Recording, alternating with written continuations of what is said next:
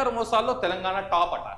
ఇప్పుడు మనం ఏదైతే మాట్లాడుతున్నామో మనం సైబర్ ప్లాట్ఫామ్ ద్వారానే మీ అందరికీ కూడా సోషల్ మీడియా ఒక సైబర్ ప్లాట్ఫామ్లోనే వస్తుంది.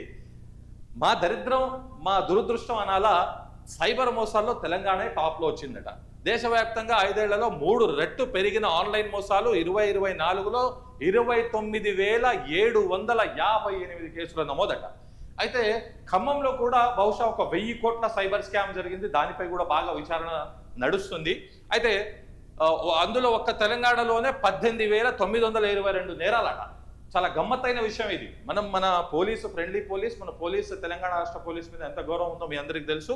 అయితే ఇదే తెలంగాణ పోలీస్కి పెద్ద సవాల్గా ఈ సైబర్ నేరాలు మారాయని చెప్పాలి. ఎందుకంటే మొత్తం తెలంగాణ రాష్ట్రంలోనే ఏదైతే దేశవ్యాప్తంగా 5 ఏళ్లలో 3 రెట్లు పెరిగిన ఆన్లైన్ మోసాలు, 2024లో 29,758 కేసులుంటే కేవలం తెలంగాణలో 18,000 కేసులంట. అంటే ఒక 100%లో 70% మన దగ్గర సైబర్ నేరాలు జరుగుతున్నాయి. కావున చాలా జాగ్రత్తగా ఉండాలని మిమ్మల్ని కోరుతున్నాం.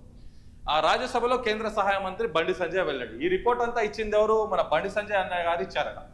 అంటే సైబర్ క్రైమ్ అంటే ఇప్పుడు నాకు తెలిసి సైబర్ క్రైమ్లలో ఒక కేసు మన బండి సంజయ్ గారి కొడుకు మీద కూడా అయింది. ఎందుకంటే ఆయన కూడా ఆ బాధితురాలు పాక్సో కేసుకు సంబంధించి ఆ కంటెంట్ ని రిలీజ్ చేయడం జరిగింది. అయితే నాకు తెలిసి ఆ సైబర్ క్రైమ్లలో నమోదైన కేసులలో మన గౌరవ కేంద్ర మంత్రి బండి సంజయ్ గారి కొడుకు కేసు కూడా ఉండడం గమనార్హం. బహుశా ఆయన గారు ఇందులో చెప్పకపోవచ్చు, కానీ ఉన్నది మాత్రం వాస్తవమే.